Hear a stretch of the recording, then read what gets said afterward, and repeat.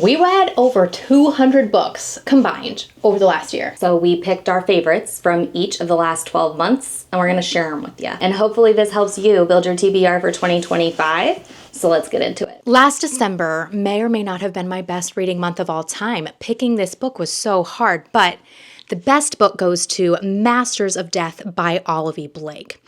The cast is a bunch of creatures, paranormals, and they meet in a mansion and they play the game of death. And there's no rules except for don't lose. Now, I did not know that there was going to be one of the most pining, slow burn romances in this book. I also did not know that I was going to be on the edge of my seat as the twists were twisting. So if you want a standalone that is going to be unlike anything your brain has ever ingested, pick up this one. Oh my God. Okay. Last December for me, there was no competition. I read the Broken Earth trilogy by N.K. Jemisin, which starts with this, the 5th season. This has won so many awards. This is on so many great lists, and it's for good reason because the actual structure of this book is so unique. It's called the 5th season because it's a post-apocalyptic world, and there are these weather patterns that just ravage the world now, and there's a magic system that actually works with the earth and causes earthquakes. But there's this fun mystery going on where there's these artifacts left from the past and nobody really knows what they were or what they were used for. And so you're kind of solving that as you go along. But this centers 3 points of view of women who are dealing with this world, trying to figure things out, solving their own problems in this world, and it just comes to a head in the most scrumptious way you can think of. But check trigger warnings before you read this. This is not light reading. Y'all are going to be sick of me talking about Greenlights by Matthew McConaughey, which was my January favorite read. I have never read a memoir that is so uplifting and gives me so many nuggets for life that I'm going to take into the next day. Matthew McConaughey does the audio, which is how I ingested this book, and I loved his comedy. I discovered The Faithful and the Fallen series by John Gwynne in January of this year, and the 3rd book, if that tells you anything, is Ruin. It is my favorite book of that month, one of my favorite books of the year. If it tells you anything, I went through the entire series, a 4-book chunky series in a month. That's how addicting it is. This is going to be your classic medieval fantasy. This is the story of a boy named Corbin and his sister, and they grew up in a village. There are animal companions. There is found family, but essentially they end up in the middle of political feuds between rivaling kingdoms. They're caught up in a prophecy. This has quest vibes, war vibes, political intrigue, family. So I highly recommend The Faithful and the Fallen. Wait till you get to book 3. Iconic, cinematic, climactic, emotionally devastating. You will love it. February 2024. Kristen. I read A Discovery of Witches, which is by Deborah Harkness. Why can you never remember this author? I don't know. What enhanced this trilogy for me was I did it alongside the show, which is obviously our favorite thing ever because we do this with our Patreon every month where we read a book and then we do the show. You always love a book better when you can do it with a show. Yeah. I swear. I love the mix of visuals. So what's cool about A Discovery of Witches is it's academia, it's vampires and witches, it's historic, there's time travel. Guys, it's such a vibe. Maddie did not enjoy it, so I know it's not for everybody. But if you like a historic fantasy and you love a little pining, I never read Twilight, but I feel like it was my adult Twilight, and I fucking loved it.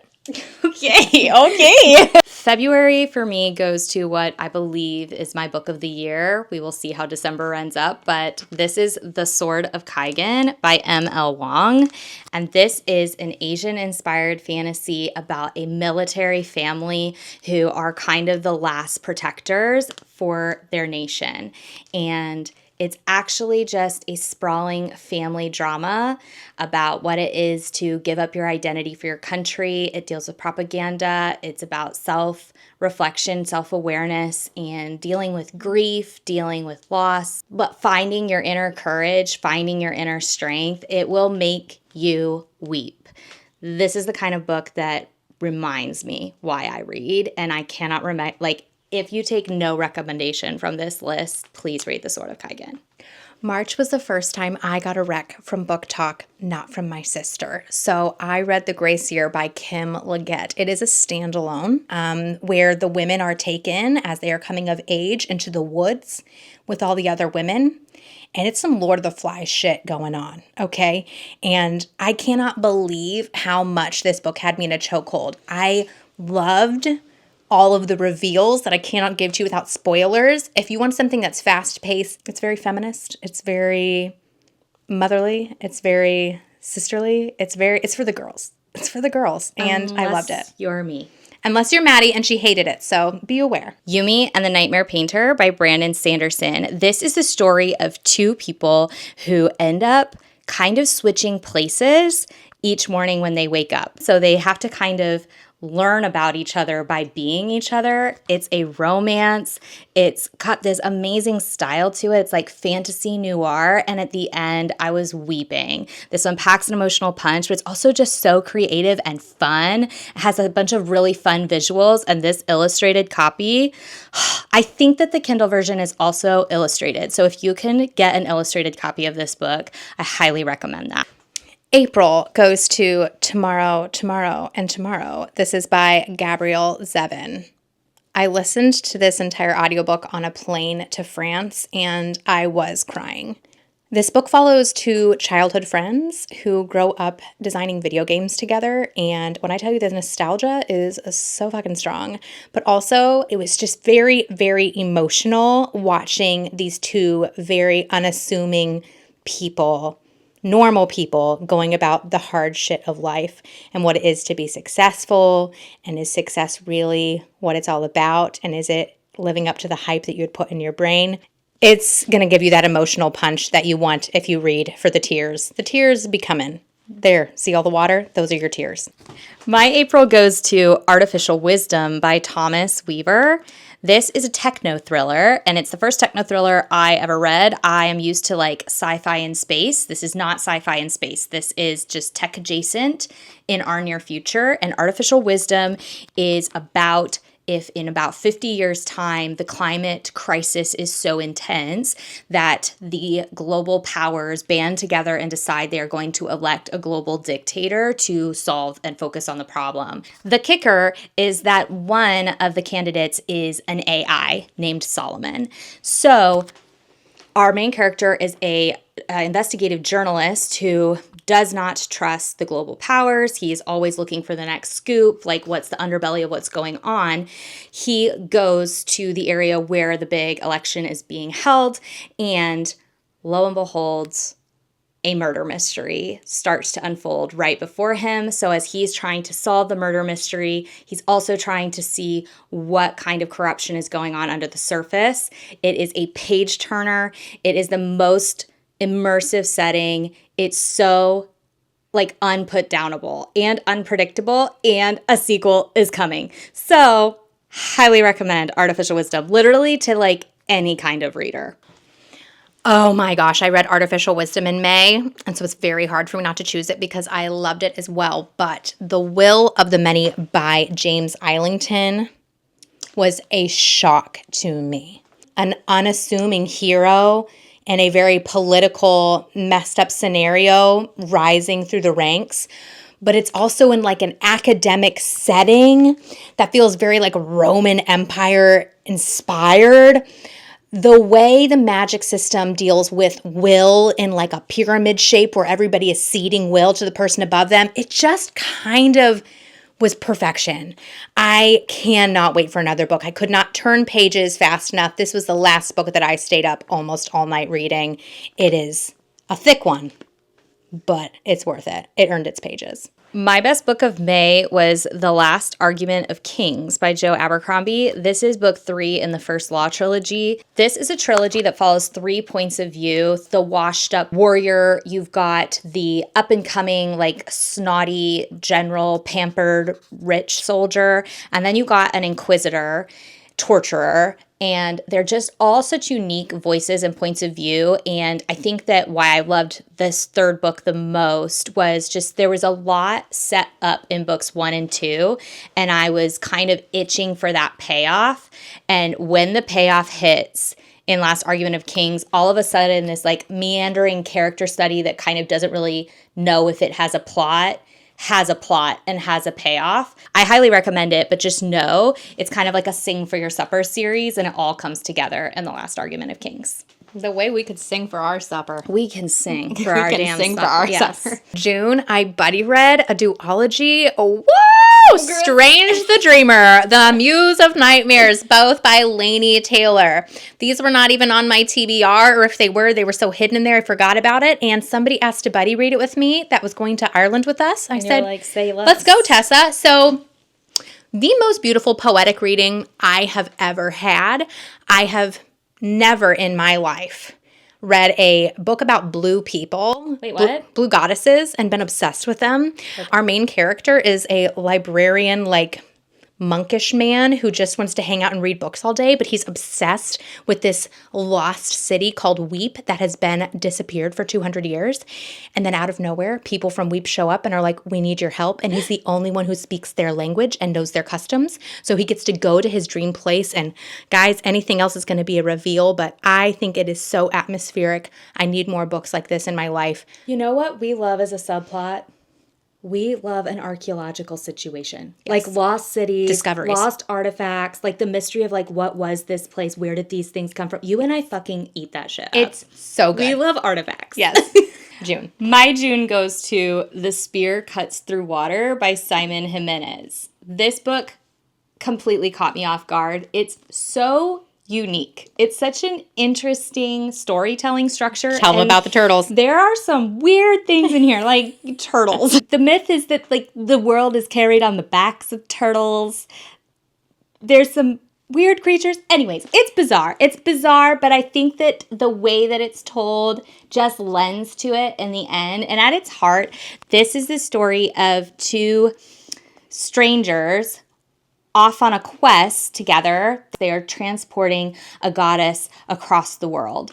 And there's so many like adventures along the way, but it's really like a story of the human spirit, and it's romantic and it will pull at your heartstrings. This is one of those books that really feels like art. We're on July, people, and mine was The Sword of Kaigen. This is Maddie's other edition. This is the one you will probably see if you purchase this book, when you purchase this book, because we both are obsessed. Yeah. This was a book that made me weep for so long that I could not pick it back up. I kept trying to get back to it, and I would just start thinking about it, and I would just start crying again.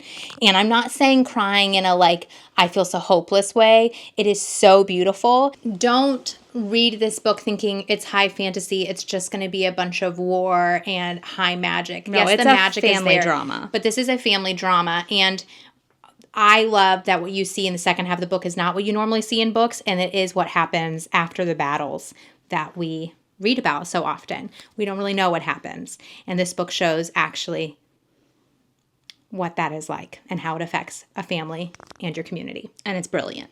It's transcendent. It is the best book I've read in the decade. Okay, my best book of July is the longest book I read this year, I think, unless Wind and Truth beats it. But this is Of War and Ruin by Ryan Cahill. This is book 3 in the Bound and the Broken series, and it was my favorite. You're noticing I like book 3s in series, and you're getting that payoff. So Of War and Ruin is not the end of the series. The series is ongoing, but this definitely had a lot of climactic moments because all of the character work has been laid. But The Bound and the Broken is a traditional medieval fantasy centering a main character named Kaigen, who is a chosen one of sorts. This is a boy who gets paired with a dragon egg, one of the only ones that has been found in the world in the last 400 years. There are only 3 living dragons left in the world, in a world that used to be full of them. So dragons are slowly going extinct, and a boy finds a dragon egg that hatches, and that dragon bonds him.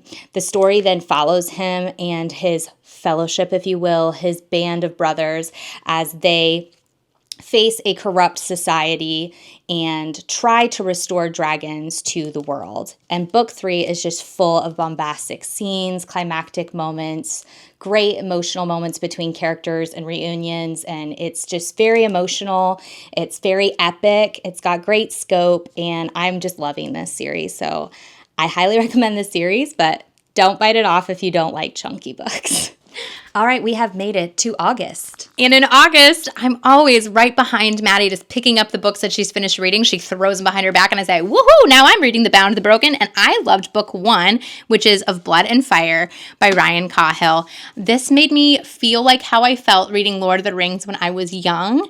And it's been a long time since I read Lord of the Rings. So when Maddie mentioned a fellowship of sorts, I agree. I think it's so fun having a bunch of boys growing up in the same village, coming of age, and then being thrown into a quest. It was like hobbits being thrown into destroying the ring. Not that we're trying to comp this to Lord of the Rings. We are not trying to do that. No, but it reminded me of it. So if you enjoy a fantasy, a high fantasy, but that's very accessible, I think anybody could jump into this series and enjoy it, even if you're not used to reading high fantasy. I should have mentioned, disclaimer at the beginning of this, that my entire year was basically taken up by John Gwynne and Robin Hobb.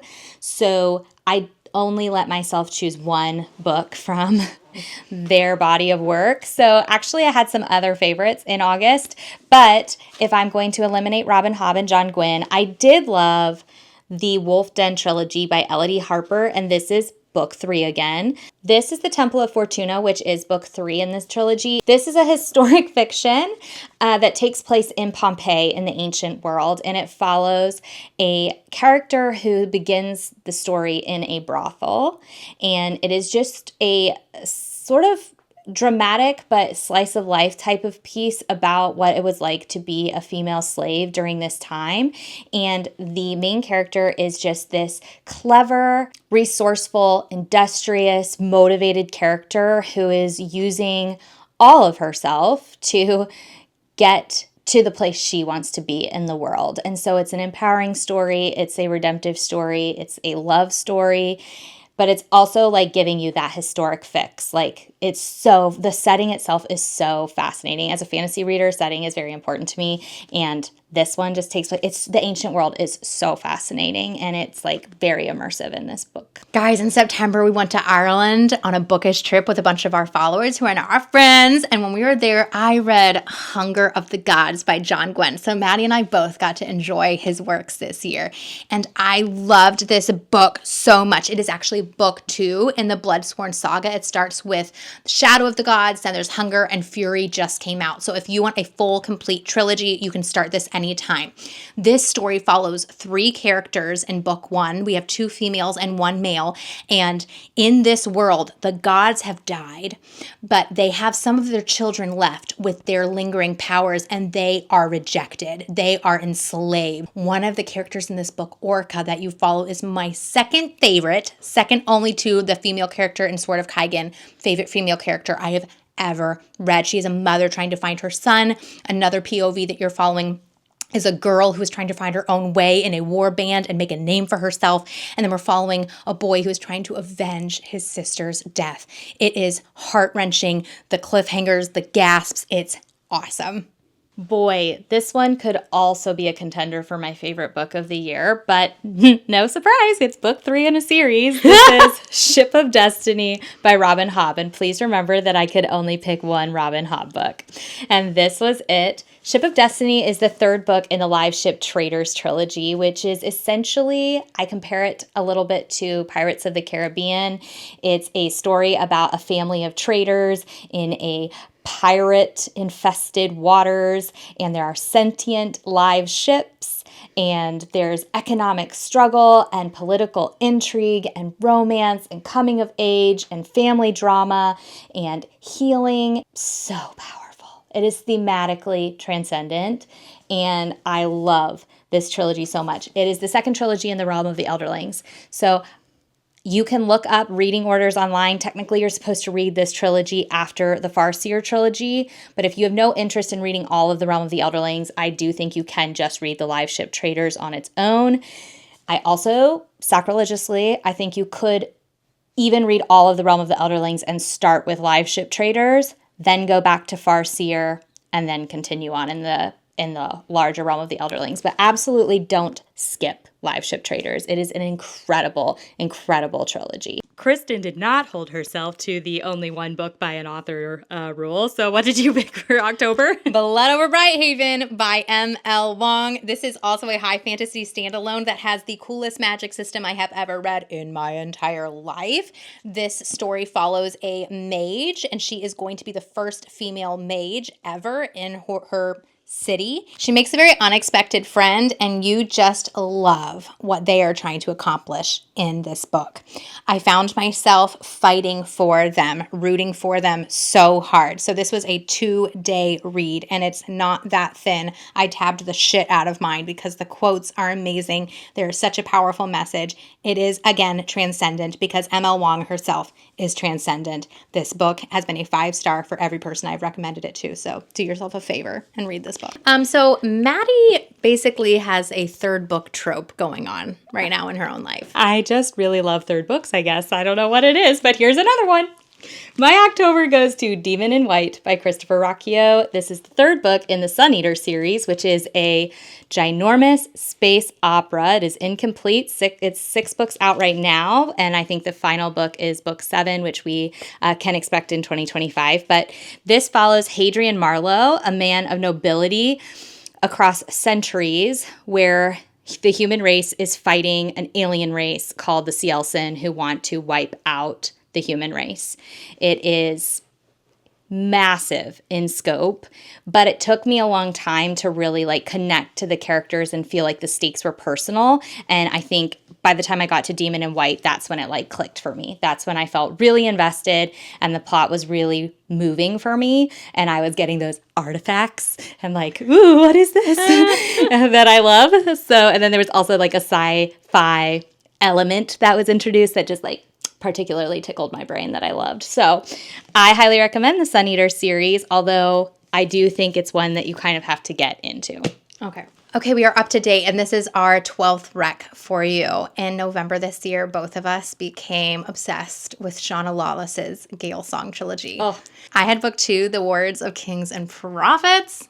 And I had The Land of the Living and the Dead, which is, you guessed it, a book 3. Oh my gosh, Maddie, I didn't even notice, you psychopath. Literally, I didn't notice till we recorded this video, and now I'm just I have a problem. I mean, the payoff does come in book 3, but what we love so much about this series, or I guess let me not speak for Maddie, what I love about this series is Shauna Lawless brings Irish folklore into a very medieval fantasy that I can get behind. It is soft energy from one side, and it is absolutely savage energy from your other POV. And I love the mashup. I love seeing how magic can be used for good and it can be used for evil. I love a story that is a slow burn, and I love a story that has huge time jumps.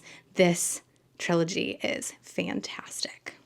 I just really also love the themes, and I think that Shauna plays delicately with a lot of themes, and none of them feel heavy-handed or preachy. It's just it just makes it for a very interesting read because you can pick up a lot throughout, and each character is on their own journey, obviously, so the themes come in at different points of the story depending on which POV you're reading from, and I just think The Land of the Living and the Dead ends so strong thematically, so I'm so excited she's writing an era 2 because not all of the threads were tied up at the end of this. And I'm we need more. And she's don't worry, I've got you covered. And she is writing era 2 right now. So this is a contained trilogy. You can read it and feel satisfied at the end, but it's just exciting that we get more.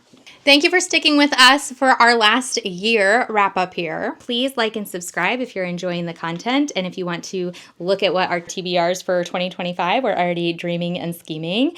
Let us know what your favorite books of the last year were and which ones were not read by us, so we need to add them to next year.